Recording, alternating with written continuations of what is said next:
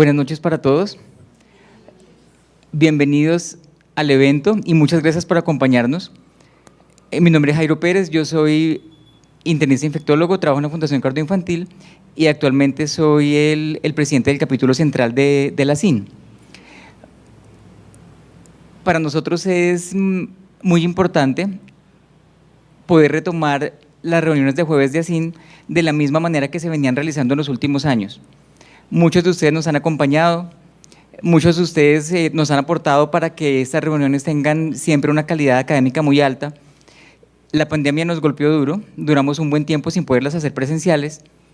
Este año es la tercera que hacemos, la primera fue todavía virtual, esta es la segunda presencial que hacemos y vamos a trabajar muy fuertemente con la ayuda de todos ustedes para que podamos retomarlas como siempre han funcionado.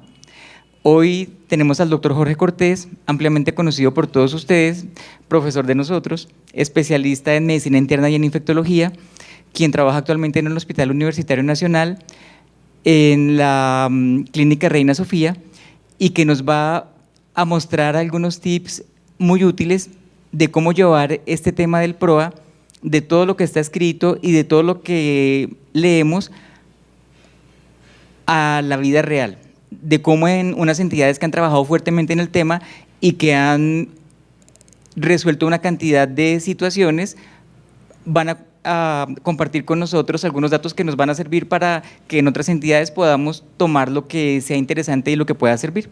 Gracias, doctor. Jairo, muchísimas gracias. Bienvenidos todos. El que quiera preguntar en cualquier momento puede interrumpir, puede hablar, puede... Eso es la ventaja de la presencialidad. Esto es lo que vamos a tratar esta noche. Yo les voy a hacer algunas preguntas a ustedes, pero es solo de levantar la mano, como online. Levantan la manito y los contamos. Bueno. Buena parte de lo que va a mostrar hace parte de un proyecto de investigación que es financiado por la International Society of Infectious Diseases con patrocinio de Pfizer. Y pues empecemos, esta es la vida real, un poco denso, pero aquí tenemos un paciente que llega porque se le inflama el cuello. Todos estos son casos de la vida real y yo les voy a mostrar lo que hicieron los colegas en el hospital. Estos son del Hospital Universitario Nacional. Y ustedes me dirán, en algún momento yo les pregunto si eso les parece correcto o incorrecto desde la perspectiva de lo que uno hace en los programas de antibióticos. Ok, entonces a este paciente se le inflamó el cuello, una semana de evolución, una única lesión en la región cervical derecho, aumento progresivo de tamaño, eritema, calor, dolor, fiebre no cuantificada, signos vitales con un poquito de taquicardia, pero no está febril, no está desaturado y no tiene COVID, chévere. Entonces, el cuello tiene eritema, edema, calor y aquí en la región inframandibular del hemicuello derecho, un eritema de 7% con una zona de tumefacción central, dolorosa, no puede mover el cuello, con apertura mandibular restringida, pero sin ninguna otra alteración y el resto del examen no tiene nada raro. Al cuadro hemático, 20.000 leucocitos. Y pues como estamos en un hospital de alta tecnología, entonces le hacen ecografía y después de la ecografía le hacen TAC. Incluso seguramente un interno, esto debe ser idea de un interno, dice, no, profe, hay que hacerle un Doppler. Entonces le hacen Doppler. ¿Para qué? No sé, pero pues es un interno, el interno manda en un hospital universitario. No hay signos de trombosis venosa profunda. Claro, el interno tiene las claves del profe, entonces pues eso es lo que hace que el hombre tenga poder. Y TAC de cuello que tiene una colección de contornos lobulados, mal definidos, con un realce periférico, ahí la localización y miren el tamaño.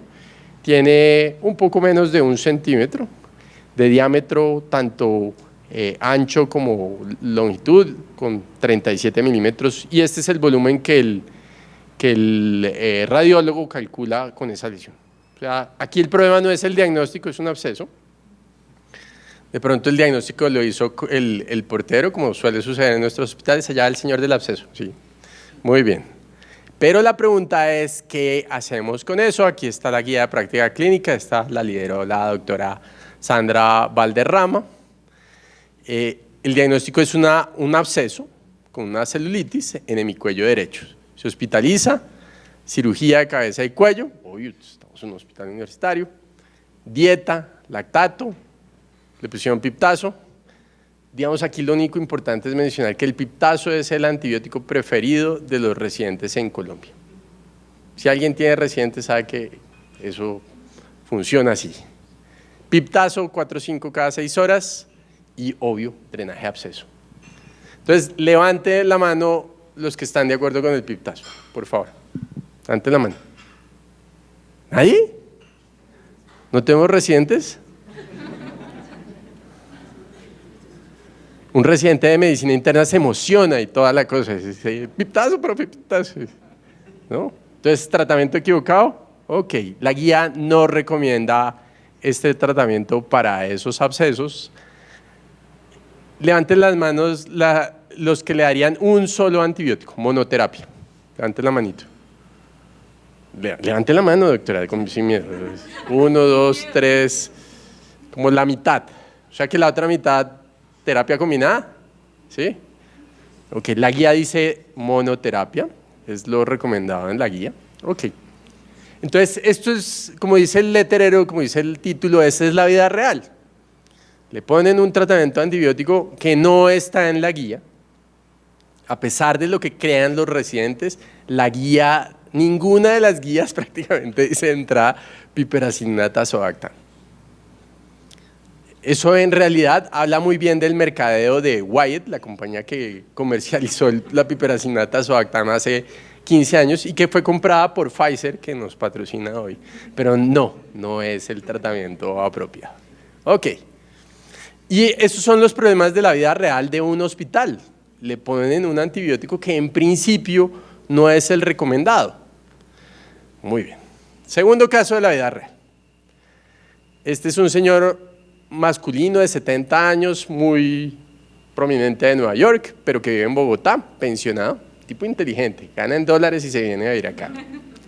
Muy bien. Con una extensa historia de cuidado médico. El señor tuvo una poliomielitis en la infancia, para que vean que no solamente en Nueva York. Bueno, tiene una AR, tiene una hipertensión, tiene un cáncer de próstata con metástasis óseas y recibe para sus patologías todos estos que incluyen antihipertensivos, medicamentos para su cáncer, analgésicos y por supuesto inhibidores de proteasa. Ningún antecedente especial, ni alergias, ni tóxicos, ni nada de eso. Una hospitalización previa, vacunado. Ok. Este es el mismo cristiano. Sí, este es el mismo cristiano. Y su motivo de consulta es dificultad para respirar. Una semana de evolución de taquipnea progresiva, dolor en emitoras izquierdo de características pleuríticas, desaturación, somnolencia. ¿Qué tiene este señor? Tiene tos, sí. Pero era más que tos, tenía dificultad respiratoria. Le hacen una placa de tórax, también le hicieron TAC, pero no lo vamos a ver. Y la placa de tórax dice que tiene opacidades intersticiales, opacidades alveolares en vidrio esmerilado, no es COVID. Tendencia a la consolidación en la base derecha y tiene un borramiento en los recesos. O sea, tiene una neumonía y tiene un derrame. Muy bien. ¿Dónde quieren atender a este señor? En piso, en la UCI. ¿Quiénes votan por la UCI? Levanten la manito. ¿La UCI no? ¿Ninguno? Está somnoliento, sí señora. Pues esto es lo que dice, es ambiente 70%, se desaturó. Pues tiene factores que pueden hablar de que está grave porque está somnoliento, o sea, tiene una alteración del estado de conciencia, entonces eso puede hablar de que sea una neumonía grave porque tenga compromiso pues en sistema nervioso central, compromiso ya en la conciencia, pero pues habrá que ver un poquito más de la historia. O sea, lo mandamos para la UCI por el 70% de saturación, porque tiene compromiso importante y tiene un derrame grandote y está somnoliento, sí señora, no porque venga de Nueva York, sí señora, muy bien. Tiene una neumonía grave, está progresando rápidamente y probablemente se está poniendo séptico. Ok, no puse los diagnósticos porque lo vio medicina interna, entonces tiene como 10 diagnósticos, imagínate. Lo importante es que tiene una neumonía, entonces aquí está, nosotros dentro del marco de este proyecto actualizamos la guía de neumonía. Entonces lo hospitaliza medicina interna, dieta hiposódica, oxígeno, lactato de Ringer, traslado a una unidad de cuidado intensivo y le ponen este esquema de tratamiento antibiótico. ¿Quiénes están de acuerdo? Levanten la mano. Más gente. Sí, señores, este es el esquema recomendado en la guía colombiana. En realidad no cambiamos las recomendaciones que había para neumonías grave, pero sí cambiamos la recomendación para neumonía no grave, que era terapia combinada. Dejamos de usar la terapia combinada. Muy bien. Entonces este es donde el residente hace la tarea bien, evoluciona el paciente bien, le presenta el paciente a su profe y el profe dice ponga la ampicilina, sulbactam más claritromicina. La guía dice otras cosas. ¿Qué más habría que buscarle a este señor? COVID, obvio. ¿Y qué más? ¿Quién? Preguntémosle a la fellow de infectología. ¿Qué más le buscamos? Sí, pues... bueno, pues es una neumonía grave, entonces si tiene compromiso, pues no por COVID, pero sí por otros virus como influenza. Influenza, sí señor. Entonces le buscamos influenza, eso dice la guía. Entonces, obviamente dependiendo de la tecnología uno podría entrar a mirar si fue juicioso y cumplió con lo que recomienda la guía, que es hacerle prueba molecular para influenza. Y hoy en día pues ya tenía una prueba molecular para COVID. Ok, o sea que este nos fue bien. Esta es otra señora de 89 años.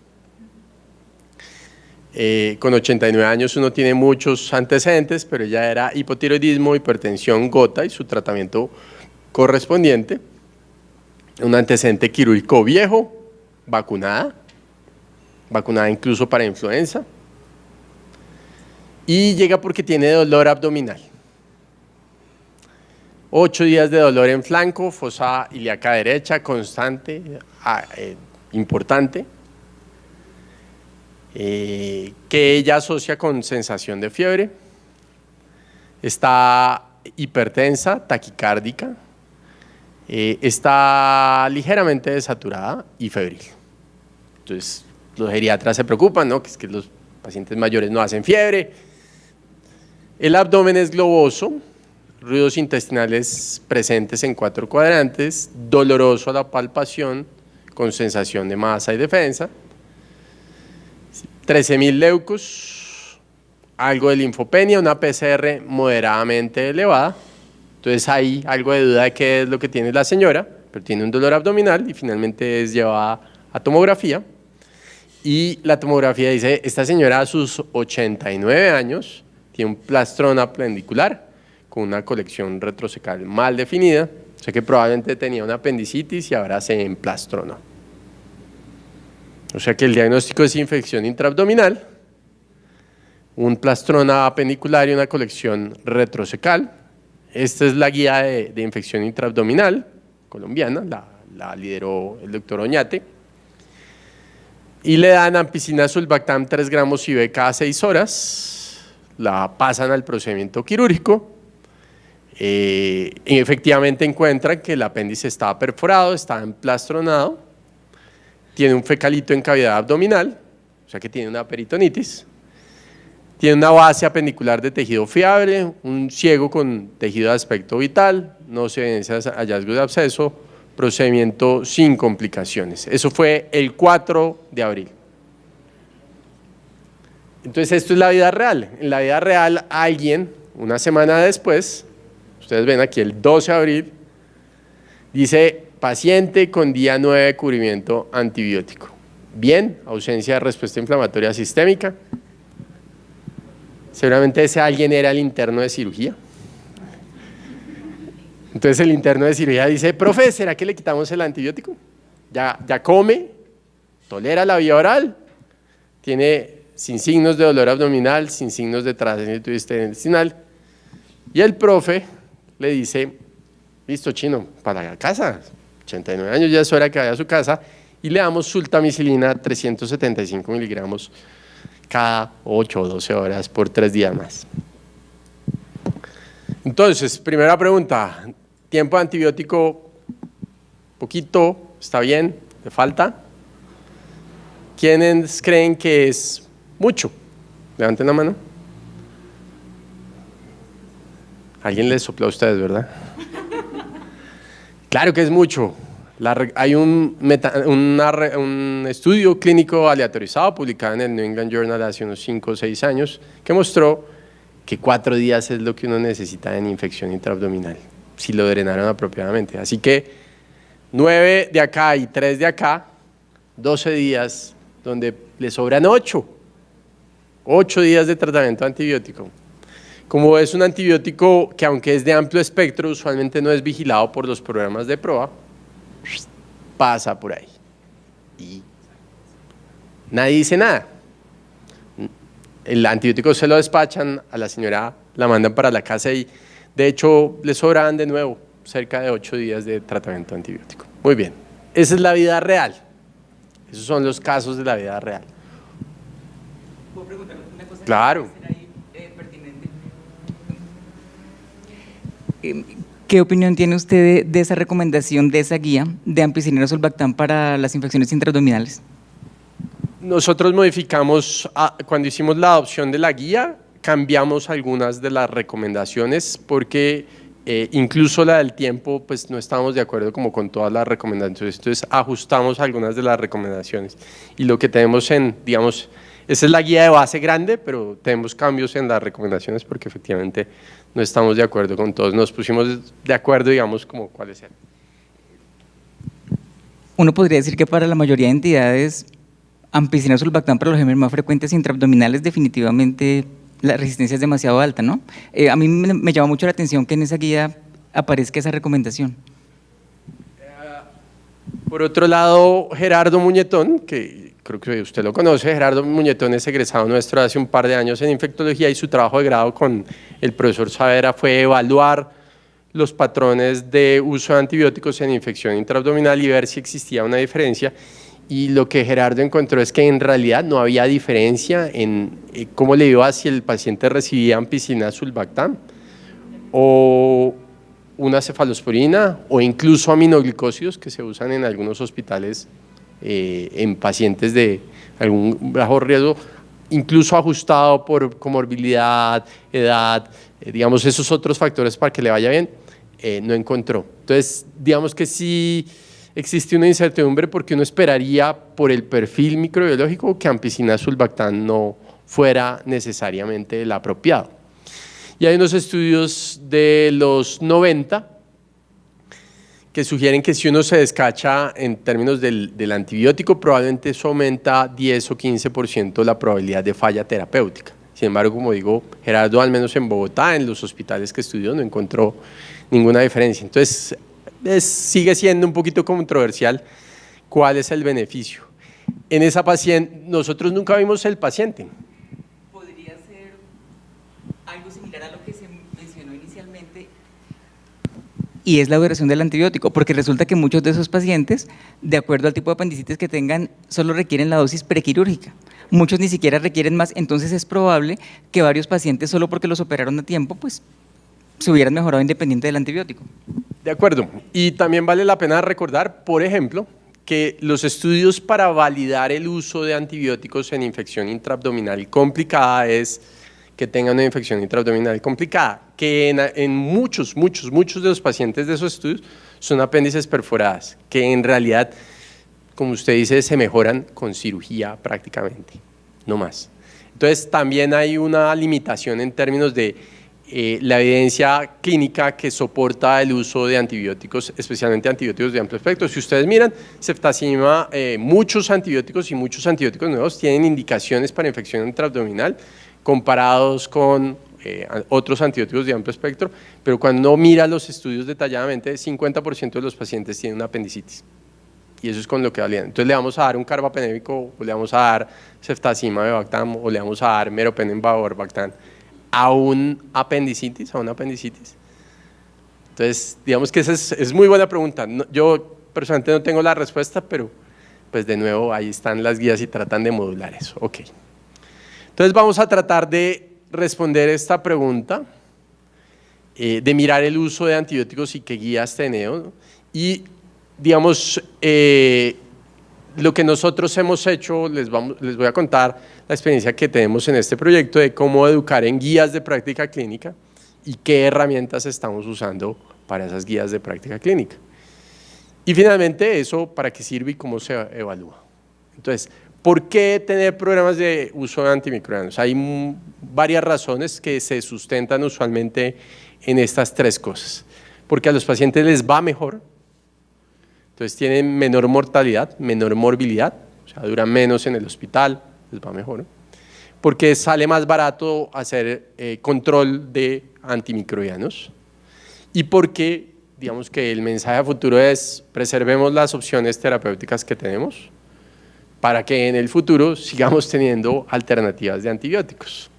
Esta es una encuesta que hicimos ya hace varios años en eventos como este, que viene gente que le gusta la infectología, pues que vea estos eventos y encuestamos en 3 ciudades 96 médicos que estaban en esos eventos y había errores en conceptos que uno esperaría que son relativamente básicos de antibióticos. Ustedes ven, esto era lo que nosotros preguntábamos, entonces era verdadero o falso y ustedes ven aquí si la respuesta, la estrellita marca lo que esperamos era la respuesta correcta y ustedes ven, incluso hay respuestas incorrectas que cubren más de la mitad de los que están respondiendo la encuesta. A veces sí, aquí el 90% dice sí, ok, es lo que creemos que es la respuesta correcta, pero no siempre. Y eso tiene que ver con el tiempo de exposición, el tiempo de educación que tiene un estudiante. Eso sin hablar de COVID. COVID va a ser un desastre no solamente desde la perspectiva de la resistencia que tenemos, sino el impacto que tiene en la educación médica. En realidad en los hospitales, yo creo que ustedes que ven residentes y estudiantes ven el mismo problema y es que efectivamente la educación no presencial sí tiene impacto sobre la educación médica. Yo conozco estudiantes que casi que les deben materias completas. ¿Sí? ¿Por qué? Porque es que en COVID y no sé qué, y entonces no se alcanzaba. Eso va a ser muy grave en los próximos años. Entonces, digamos que el uso antibiótico correcto debería prevenir, por ejemplo, efectos secundarios. Pero claro, uno se pone a recordar cómo fue su experiencia en escuela médica durante sus años de pregrado. Y, por ejemplo, yo tuve un par de semanas de antibióticos y chao. Y pues allá uno a duras penas, entonces cefalosporinas de primera, de segunda, de tercera, de cuarta, ahí está de quinta, entonces apréndase primero las cefalosporinas y ahora sépase los efectos adversos. Claro, con el tiempo un internista conoce un poquito mejor los antibióticos, pero y el ginecólogo y el ortopedista. Y ¿quién le enseña al ortopedista cómo dar antibióticos? Se los enseñan a poner allá en las mezclas de cemento con antibióticos. Esa es la exposición que tiene el ortopedista, pero esa es la realidad. Esos son, pues, cómo funcionan las especialidades. Los cirujanos operan, los clínicos vemos pacientes. ¿Cuánto tiempo ve un residente de medicina interna? ¿Cuánto tiempo se gasta aprendiendo antibióticos? Y en muchas universidades ni siquiera hay rotación de infectología. Eso es aquí en Bogotá, que más o menos eso es estándar. Entonces, también imagínense, si estamos hablando de efectos adversos, habrá interacciones medicamentosas, efectos adversos serios como diarrea por Clostridium. Entonces, muchos sospechamos diarreas por Clostridium. Ahora va a llegar el diagnóstico. Entonces, no, que es que la PCR llega mañana, pasado mañana, y el paciente aislado. Y por supuesto los problemas de resistencia, pero adicionalmente apareció, como dicen, otra pata al gato y entonces resulta que lo metieron en acreditación y entonces cuando un hospital quiere hacer acreditación le parece súper chévere tener dos cosas, un buen comité de infecciones y un programa de antibióticos. Entonces ahí es cuando se acuerdan de uno y sí, doctor, ¿qué necesita? Sí, venga, hacemos programa de antibióticos. Entonces, ustedes ven aquí la joint. Entonces, los que quieren en algún momento llegar al joint, o los que ya están en joint, pues dicen, ok, chévere, hay que hablar de uso racional de antibióticos, de gerenciamiento, que sería probablemente la mejor traducción de esta palabra, de antimicrobianos. Objetivo general, propender por un uso apropiado del antimicrobiano en la institución, selección del antibiótico, dosis, frecuencia, vía de administración, duración de la terapia. Pero para llegar acá, hay otro pedazo que ni siquiera estamos mencionando, que tiene que ver con el diagnóstico. Que ¿cómo hacemos el diagnóstico? ¿Cómo llegamos al diagnóstico de infección?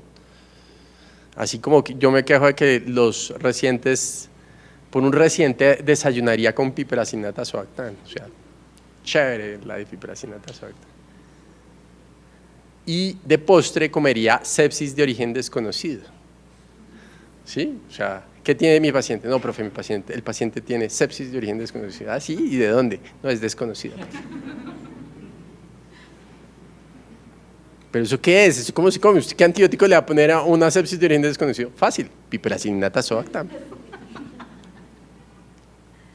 ¿Sí? Pero pues está pegado, diagnóstico a qué antibiótico le doy, qué dosis le doy, con qué frecuencia, qué vía de administración, cuánto dura la terapia. Entonces, objetivos específicos, optimizar el uso de antimicrobianos en tratamiento empírico, en tratamiento dirigido, en profilaxis quirúrgica y de otras. Ok.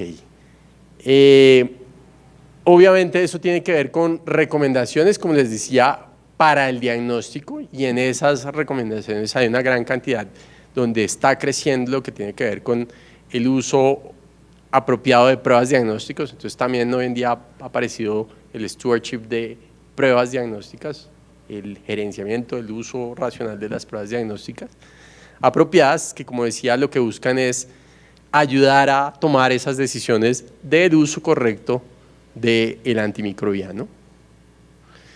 Diseño e implementación de estrategias de divulgación y formación continua. Entonces, lo que a nosotros nos pasa, le pasa a muchos hospitales aquí en Bogotá, y es que los residentes cambian cada cierto tiempo, usualmente cada 2 meses. Y en el hospital, digamos, si a uno le va bien, cambiarán cada 6 meses. Cada 6 meses me llegan nuevecitos, vírgenes de conocimiento. No tienen ni idea. ¿Cuál es el diagnóstico? Sepsis de origen desconocido. ¿Qué le va a dar? Piperacina tazobactam. Entonces vuelve y arranca el ciclo de enseñarles el diagnóstico y el tratamiento. Entonces, ok, ¿cómo hacemos eso? Y obviamente esto está integrado, digamos, dentro del hospital, entonces alguien tiene que hacer la vigilancia.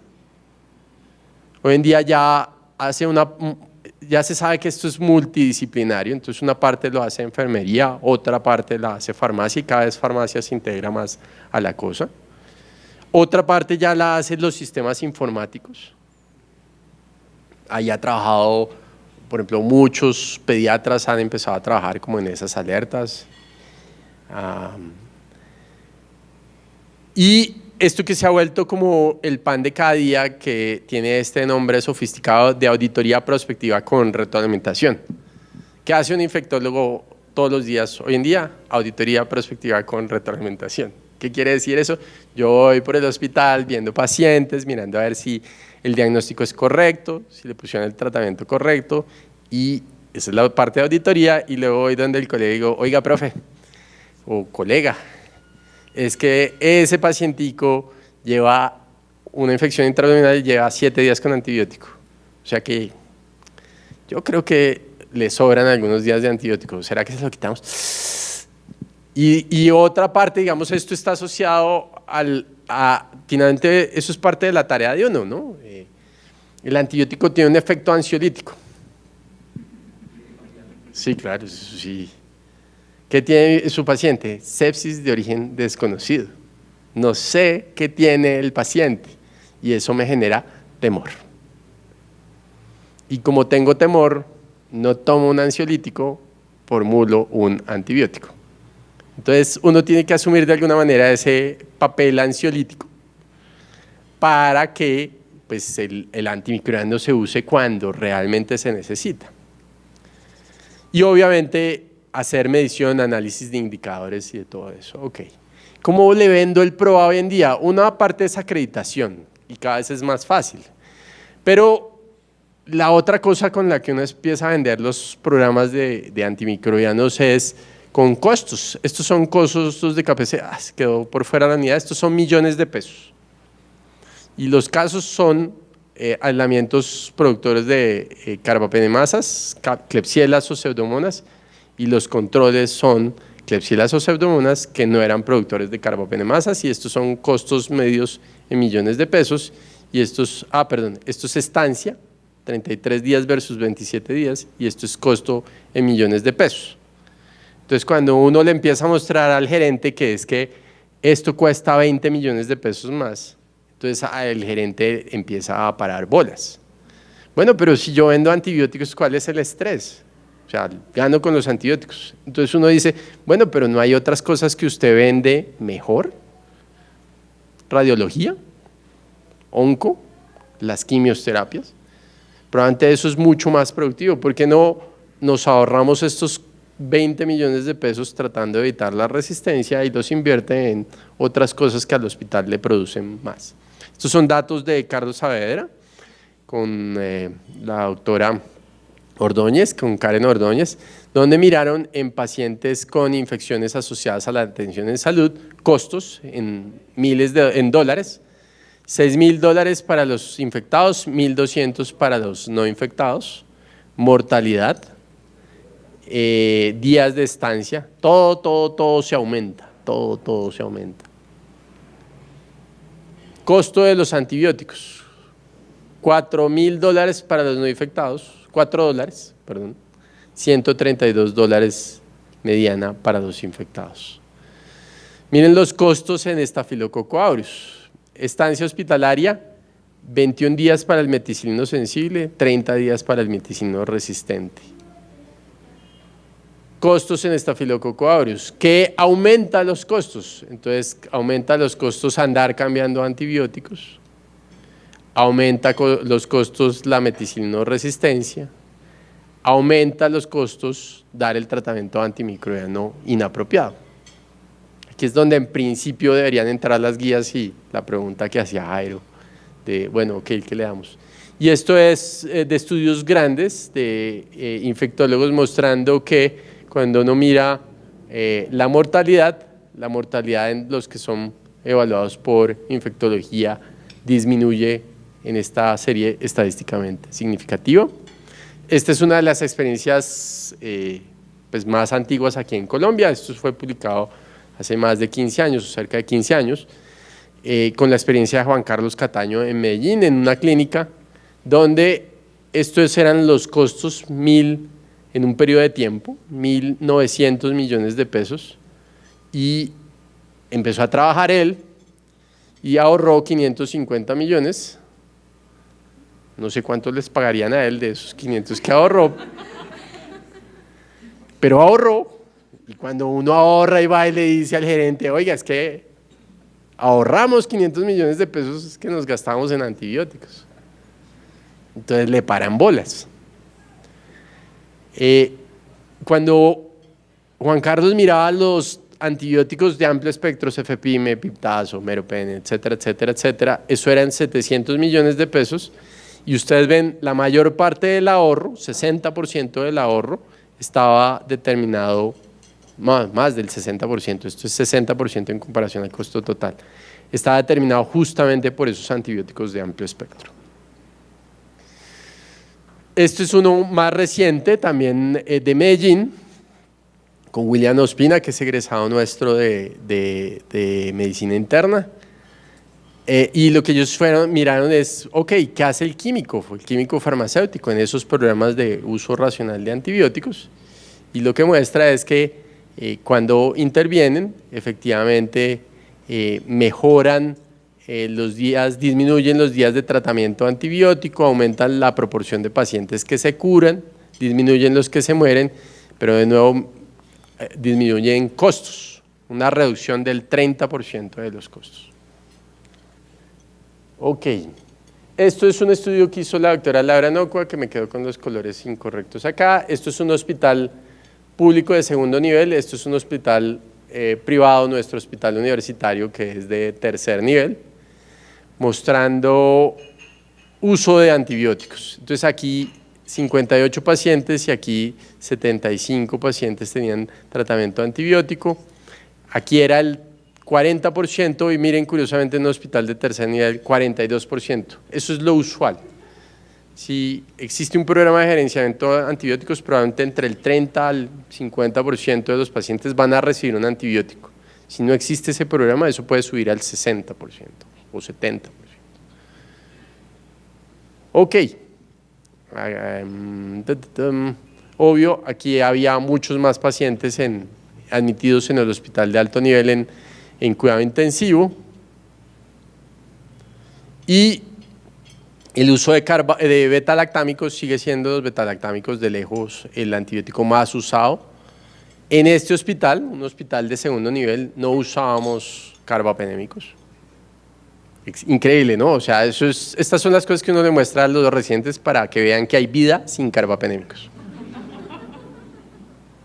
Que es posible. 0%, estos son evaluaciones de punto. O sea, un día vamos y miramos todos los antibióticos. En el otro hospital, 12% de los pacientes usaban antibióticos, y claro, aquí tenemos pacientes de más alto riesgo, entonces 10% tenían antifúngicos, aquí muchos menos antifúngicos. ¿Y qué tipo de patologías tenían? Entonces, ustedes ven, las patologías respiratorias, las gastrointestinales, las genitourinarias, pues son la mayoría. Aquí dice si son de la comunidad o no son de la comunidad. Estas 4 o 5 patologías ocupaban la mayor parte de los pacientes que requerían antibióticos. Entonces, miren, aquí está. Infección intraabdominal, 30%, respiratorio 14%, tracto urinario 9%, piel y tejidos blandos 6%. Entonces ustedes van sumando y en esas 5 patologías va más del 50% de uso del antibiótico.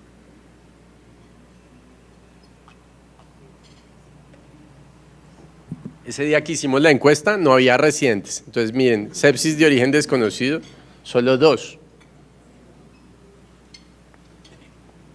Entonces, hacemos guías de práctica clínica justamente para identificar, estandarizar el manejo de esos pacientes que son más frecuentes. Entonces, es una intervención importante, busca esas condiciones infecciosas más frecuentes. Digamos que el punto importante no es hacer la guía, sino implementarla. Eso es lo duro. Y también es importante desarrollar herramientas para su aplicación. Ver cómo hacemos para que se adhieran a las recomendaciones, todo eso para disminuir el consumo de antimicrobianos y mejorar los desenlaces de los pacientes. Entonces, en este escenario específico que nosotros estamos haciendo, cogimos 5 guías grandes. Esta la adaptamos, hicimos un proceso de adaptación. Esta la habíamos adaptado unos años antes. Esta la publicaron recientemente, la cogimos con beneficio de inventario. Esta la hicimos, también la adaptamos nuevas, y esta cogimos la versión que la doctora Valderrama había tenido de hace unos años. Acabamos de terminar la guía nueva para infecciones urinarias complicadas también. Entonces, eso está publicado. Algunos están en proceso de publicación, como esta. Esta es otra también. ¿Qué es lo importante? Lo importante es tener unos guías, y la pregunta de Jairo es súper relevante. Es poderlas adaptar, es poder uno estar contento con la recomendación que da la guía. Es poder porque si uno no está contento con la recomendación, ¿cómo la va a aceptar? Entonces, claro, probablemente podríamos mejorar esta. Eso lo retroalimentaremos para el doctor Oñate para la próxima versión, pero eso no es un problema solo de acá, y aquí traigo la portada de esta guía, muy publicitada y muy leída por los internistas y los residentes y los infectólogos. Esta es la guía gringa para tratar productores de beta-lactamasas, productores resistentes a carbapenémicos. Cuando uno le pasa una GRI, que es una herramienta para evaluar guías, pues se encuentra que es un grupo de 6 amigos que se reunieron a hacer una guía y que no hay evidencia. Chévere, está en Clinical Infectious Diseases, pero no es de muy buena calidad. Y entonces ahí le pasa lo que Jairo estaba diciendo, uno empieza a tener reservas con lo que dicen aquí. ¿Cuál es el problema? Que como esta guía está publicada en Clinical Infectious Diseases, el residente, el de tercer año, la lee y dice, profe, lo que hay que hacer es ta. ¿Por qué? Porque tiene una sepsis de origen desconocido por un posible productor de carbapenemasas. Ok. Entonces, ¿qué hicimos con eso? ¿O cómo decidimos resolver ese problema? Entonces hicimos un curso en línea. Entonces ustedes han oído probablemente hablar de estos cursos MOOC, y para fortuna nuestra la universidad se había asociado con Coursera. Entonces ustedes ven, hicimos este cursito, uso prudente de antimicrobianos en el entorno hospitalario, con el doctor Álvarez, con la doctora Carolina Valderrama. Estos son pantallazos del curso. Es fácil, sencillo.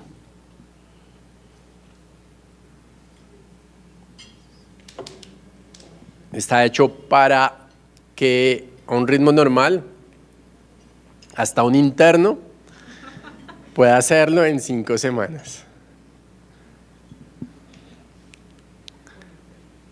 Tiene casos clínicos. Este caso clínico, este es el de piel y tejidos blandos, ¿verdad? Entonces le damos los datos del antibiograma, aquí está, es piel y tejidos blandos, le damos datos clínicos y al final, pues quien hace el ejercicio y ha leído la guía probablemente puede resolver el caso sin mucho problema.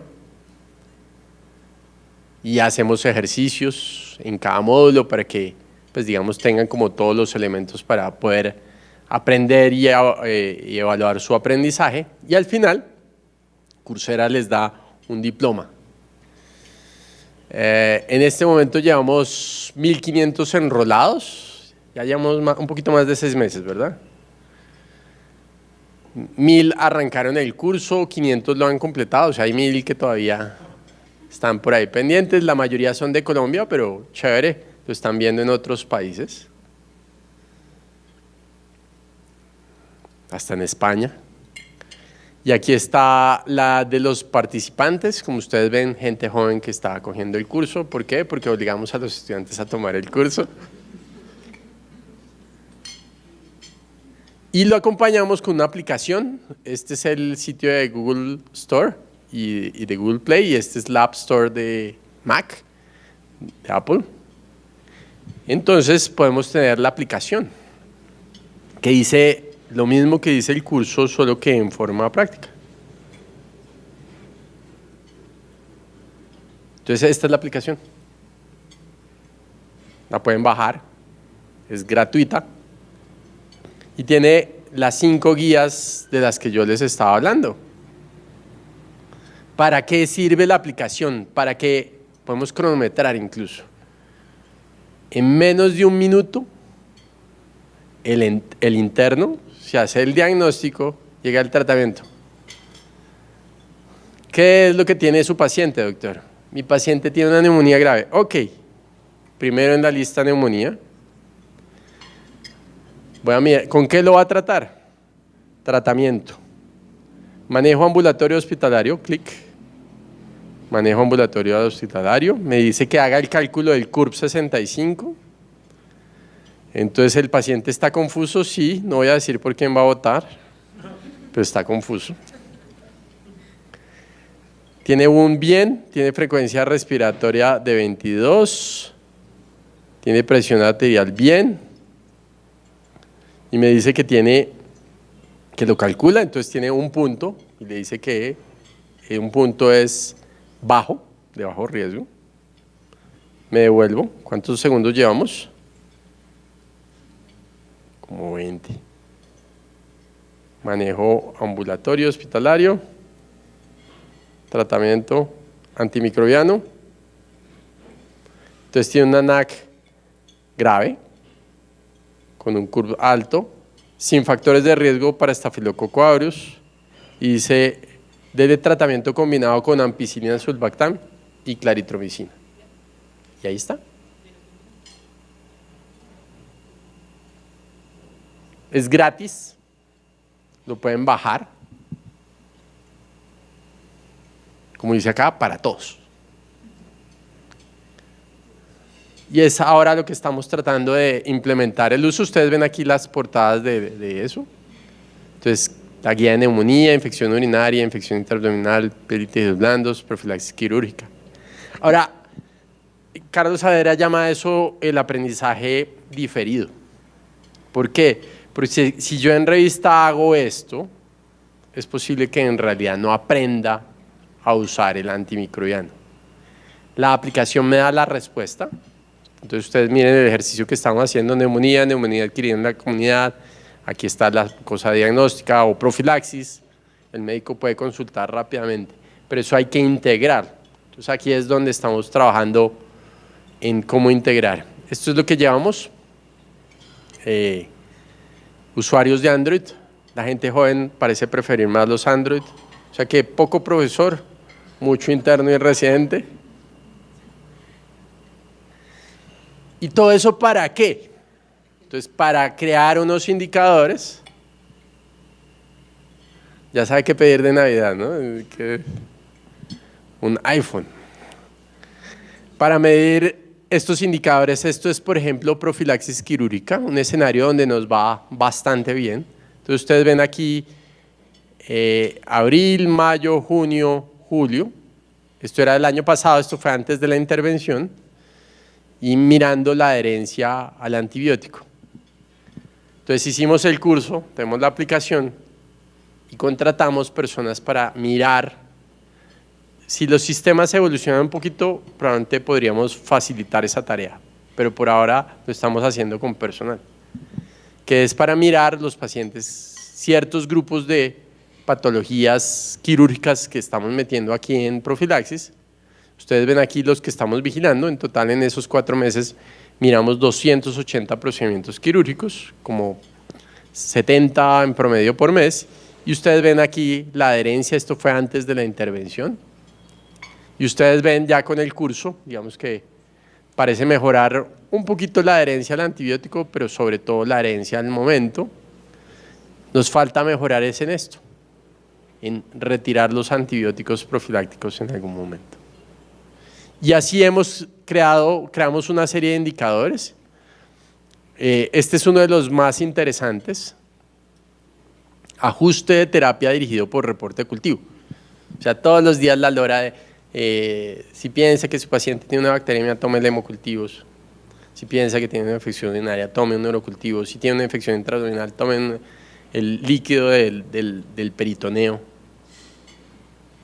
Tómele muestras, tómele muestras, tómele muestras.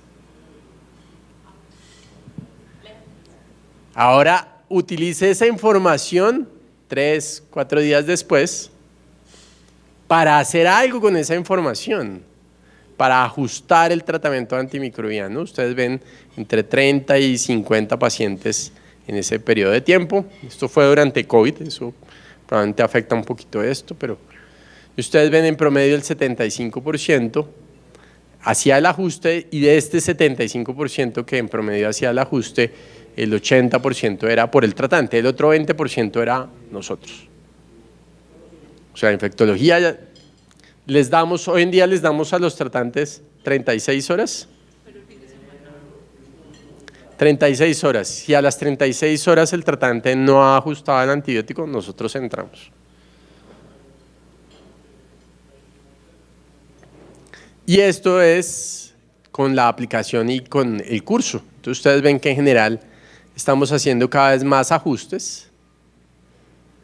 Esto es algo que siempre estamos viendo. Nuestros residentes cambian en febrero. Entonces esto es el final del ciclo anterior. Cuando uno ve esto es que entiende el karma.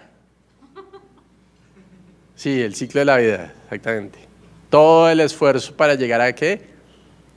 Al punto máximo. ¿Y en qué reencarna? En una pulga. volvió y bajó. ¿Sí? Y hacemos el esfuerzo y vuelve y sube. Algunos suben más, otros no tanto.